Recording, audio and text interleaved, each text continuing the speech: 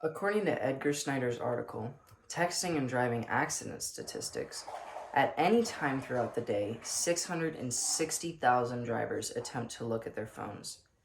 My grandmother recently got in a car accident with a biker that was on his phone. My grandmother barely got out with her life, and the biker wasn't so lucky. You might have family or friends that have been affected by other drivers' use of their phones while driving.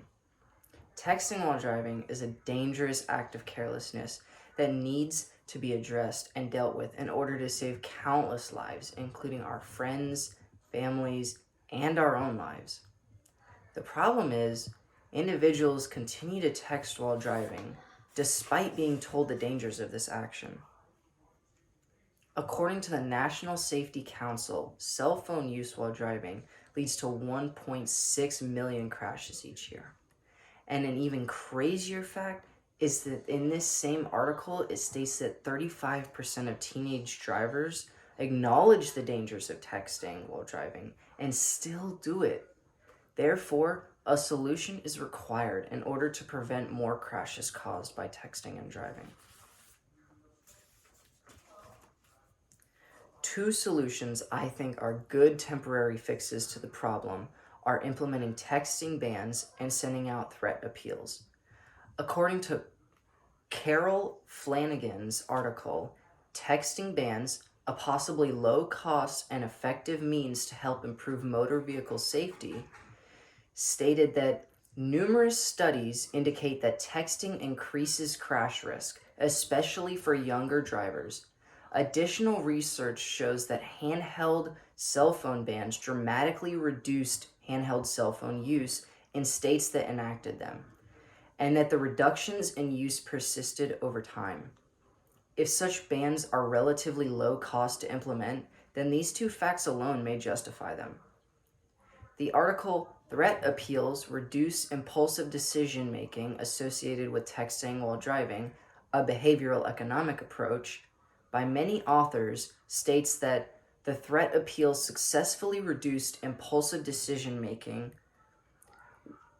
while texting while driving, and it generated less favorable attitudes toward texting while driving, and decreased intentions to text while driving in the future. These two solutions are good temporary fixes because there are a lot of benefits that come from them. For instance, the benefits surrounding text bans and threat appeals lies within the evidence that they are successful at increasing awareness in drivers.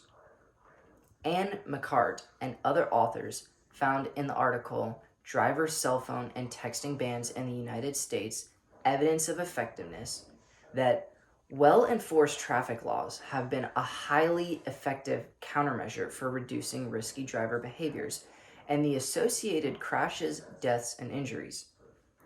Lewis and other authors have stated in another article the role of fear appeals in improving driver safety, a review of the effectiveness of fear-arousing appeals in road safety advertising.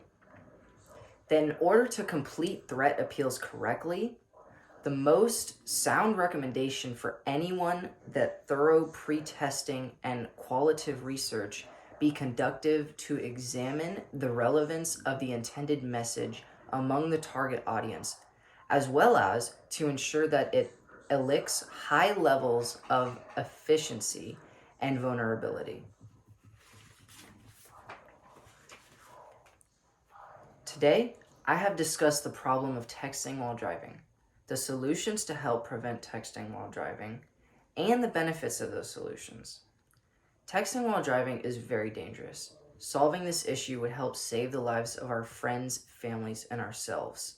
For instance, if the driver that got in the accident with my grandma had learned about the problems and all of the dangers surrounding texting while driving, do you really think he would have chose that day to wake up, get on his motorcycle, pull out his phone while he was driving, and get in a crash that took his life?